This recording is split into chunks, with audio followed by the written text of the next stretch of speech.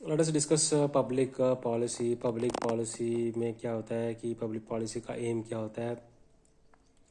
Administration का इसमें decision making होती हैं और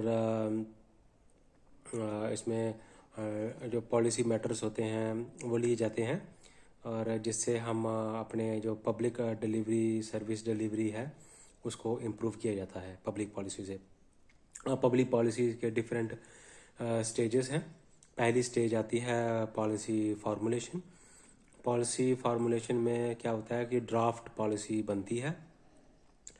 जैसे कोई किसी भी तरह की पॉलिसी बनानी हो, चाहे पीएम आवास योजना की पॉलिसी बनानी है तो ड्राफ्ट पॉलिसी बनती है। उसके बाद फिर पॉलिसी अल्टरनेटिव्स आइडेंटिफिकेशन।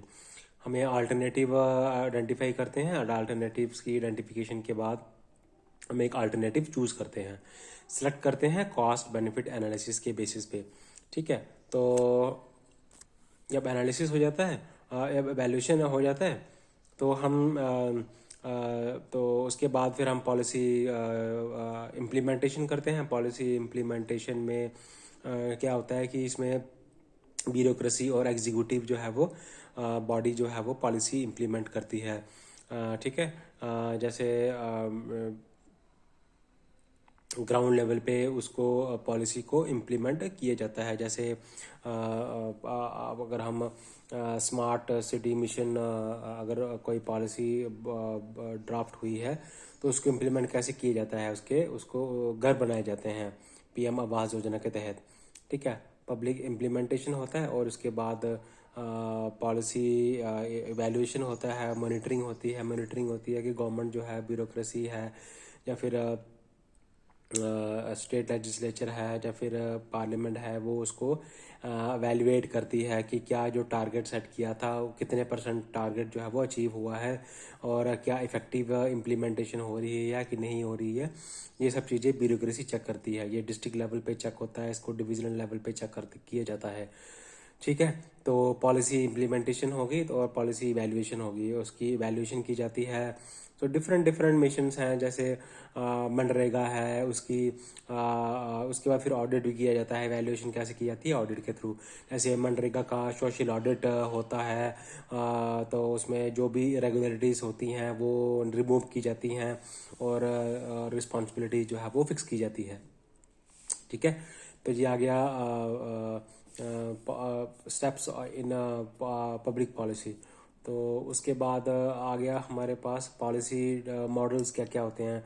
एक होते हैं रैशनल मॉडल। रैशनल मॉडल होता है कि हम डेटा के बेस पे हम पॉलिसी फॉर्मुलेशन करते हैं, डिसीजन मेकिंग करते हैं।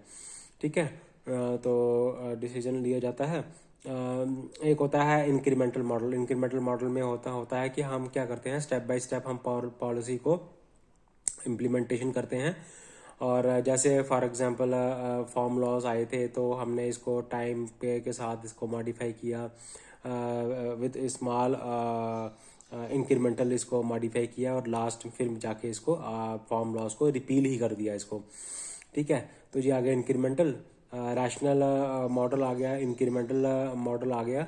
देन उसके बाद आता है group theory model. Group theory model में क्या करते हैं हम, डिफरेंट जो स्टेक होल्डर्स होते हैं, जैसे सिविल सोसाइटी बॉडीज होती हैं, सिटीजन्स होते हैं, उनके साथ कंसल्टेटिव करके कोलैबोरेशन के साथ जो है वो डिसीजन लिया जाता है। उसके बाद public choice model. Public choice model जो है वो ये बेस करता है, मार्केट ड्रिवन होता है ये। ठीक है, मार्केट ड्रिवन होता है और इसमें सिटीजन्स की पार्टिसिपेशन होती है और पार्टिसिपेटरी मैनेजमेंट के हेल्प की ज़रिए इस मॉडल को इम्प्लीमेंट किया जाता है। ठीक है, तो हम जैसे एक कंसेप्ट आता है इसमें, administration activism and administration neutrality. Neutrality होता है कि किसी भी पॉलिटिकल का इंटरफेरेंस के आगे नहीं झुकना है, या फिर एक्टिविज्म होता है कि प्रो एक्टिव रिफॉर्म्स लेने होते हैं ब्यूरोक्रेट को, ताकि पब्लिक डिलीवरी सिस्टम को जो है वो रिफॉर्म्स किया जा सके। तो ये हमने डिस्कस किया इसमें डिफरेंट जो पॉलिसी है, पब्लिक पॉलिसी है। तो पब्लिक पॉलिसी में चैलेंजेस क्या क्या आते हैं? देखो, एक तो चैलेंज आता है रेड टाइपिज्म का, करप्शन का आता है, देन ब्यूरोक्रेटिक हर्डल्स इसमें होती है, देन रेड टाइपिज्म है, करप्शन है, ब्यूरोक्रेटिक हर्डल है, और अकाउंटेबिलिटी करना है, आंसरेबल करना होता है, आंसरेबल होना चाहिए ब्यूरोक्रेट को, और ई गवर्नेंस को इम्प्लीमेंट करना, जैसे आधार बेस्ड डायरेक्ट बेनिफिट ट्रांसफ़र जो है वो करने के लिए टेक्नोलॉजी का अडॉप्शन करना, और टेक्नोलॉजी अडॉप्शन के लिए ब्यूरोक्रेट बिलिंग नहीं होते, क्योंकि वो चेंजेस नहीं चाहते, वो जिस सिचुएशन में है वैसे ही रहना चाहते हैं। तो ये चीज़ें चैलेंजेस आती हैं पब्लिक इश्यूज में। तो देखो, अब इसके बाद स्टेट थ्योरीज आती हैं। एक होता है welfare state theory. Welfare state theory होती है कि स्टेट जो है वो वेलफेयर के लिए सोशल सिक्योरिटी स्कीम्स के ऊपर फोकस करती है, ठीक है। पॉवर्टी एलिविएशन के ऊपर फोकस होता है। इसमें जो है ग्रास रूट लेवल पे जाके जो है वो वर्क होता है। ये आती है वेलफेयर स्टेट मॉडल में। स्टेट के पास कंट्रोल होता है डिसीजन मेकिंग का, ठीक है, और social welfare measures, socio economic measures adopt करने के लिए। उसके बाद होता है वेलफेयर स्टेट मॉडल। उसके बाद दूसरा आता है न्यू लिबरल स्टेट थ्योरी। पहले था पहले था पहले था वेलफेयर स्टेट थ्योरी, उसके बाद न्यू लिबरल स्टेट थ्योरी। तो न्यू लिबरल स्टेट थ्योरी में प्राइवेट सेक्टर की इन्वॉल्वमेंट होती है, वो डिसीजन मेकिंग करते हैं पब्लिक गवर्नमेंट के साथ मिलके, ब्यूरोक्रेट के साथ मिलके, लेजिस्लेटिव के साथ मिलके, एग्जीक्यूटिव बॉडी के साथ मिलके, जिसमें for example public private partnership की जाती है। इसमें स्मार्ट सिटी मिशंस में, नेशनल हाईवे प्रोजेक्ट्स में। तो ये होता है न्यू लिबरल स्टेट थ्योरी। तो एक एक का एफिशिएंसी के ऊपर फोकस होता है, बट इनइक्वालिटीज, इसका ये एफिशिएंट होती है बट इसमें इनइक्वालिटीज आ जाती हैं, रिच पुअर डिवाइड हो जाता है, रूरल अर्बन डिवाइड होता है इसमें, ठीक है। तो ये चीज़ें आ जाती हैं इसमें न्यू लिबरल स्टेट पॉलिसी में। अब चैलेंजेस क्या हैं पब्लिक पॉलिसीज में, वो डिस्कस किया था। एक टेक्नोलॉजी अडॉप्शन का चैलेंज है, अकाउंटेबिलिटी का चैलेंज है, ठीक है, और फंड्स की प्रॉपर यूटिलाइजेशन का चैलेंज है। तो ये सब चीज़ें जब ठीक की जाए तो पॉलिसी, ये सब चीज़ें ये सारी चीज़ें आएगी है पॉलिसी, पब्लिक पॉलिसी में।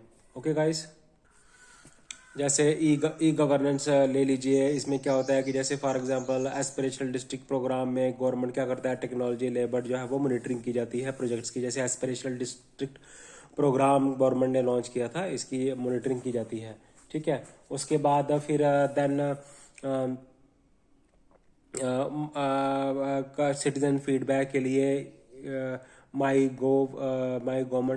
GOV नाम का पोर्टल है, उस पर कस्टमर जो है अपनी फीडबैक दे सकता है, और पॉलिसी और फीडबैक के बेसिस पे गवर्नमेंट जो है वो इंक्रीमेंटल चेंज कर सकती है पॉलिसी में, या फिर रैशनल या डिसीजन रैशनल मॉडल भी इसमें अडॉप्ट कर सकती है, या ग्रुप मॉडल भी इसमें अडॉप्ट कर सकती है। देन उसके बाद आता है techniques of financial administration. Financial administration में होता है कि जो पब्लिक एक्सपेंडिचर है, पब्लिक रेवेन्यू है, उसकी प्रॉपर उसको फॉर्मुलेशन करना, पॉलिसी इसके रिलेटेड, और इम्प्लीमेंटेशन करना, और इवैल्यूएशन करना, ठीक है। तो सबसे पहली आती है physical policy reforms. Physical policy जो है वो जो RBI है इसको मॉनिटर करता है, जैसे repo rate, reverse repo rate. इसमें गवर्नमेंट करता है कैश फ्लो को कंट्रोल करता है, इन्फ्लेशन को कंट्रोल करता है। उसके बाद फिर ओपन मार्केट ऑपरेशंस करता है RBI, जिसमें हमें क्या करता है कि कैश फ्लो को रेगुलेट किया जाता है, इन्फ्लेशन को कंट्रोल किया जाता है। तो ये फिजिकल पॉलिसी मेजर्स हैं। उसके बाद आता है मॉनेटरी पॉलिसी मेजर्स हैं। उसके बाद आता है physical policy measure. Physical policy measure जो मिनिस्ट्री ऑफ फाइनेंस के हाथ में होता है। तो गवर्नमेंट क्या करता है, रेगुलेट करती है बजट्स फॉर्मुलेट करती है, बजट की इम्प्लीमेंटेशन करती है, ठीक है। बजटरी कंट्रोल मेजर्स अडॉप्ट करती है। जैसे बजट्स डिफरेंट टाइप्स के होते हैं बजट। इसमें एनुअल बजट होता है जो पार्लियामेंट में पेश होता है। पार्लियामेंट में पेश होने के बाद फॉर्मुलेशन होता है, पार्लियामेंट में पेश किया जाता है, तो पार्लियामेंट इसके ऊपर डिबेट करते हैं।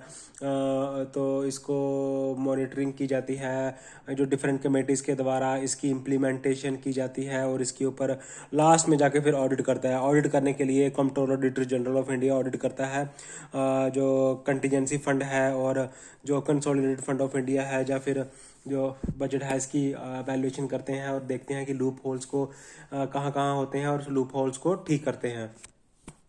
ठीक है, तो ये आ गया इसमें फाइनेंशियल मैनेजमेंट में।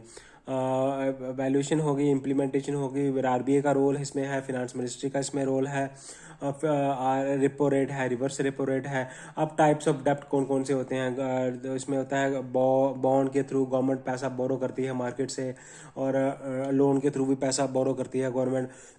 गवर्नमेंट इसमें एक आता है पब्लिक एक्सपेंडिचर की स्टेटमेंट होती है, पब्लिक रेवेन्यू की स्टेटमेंट होती है।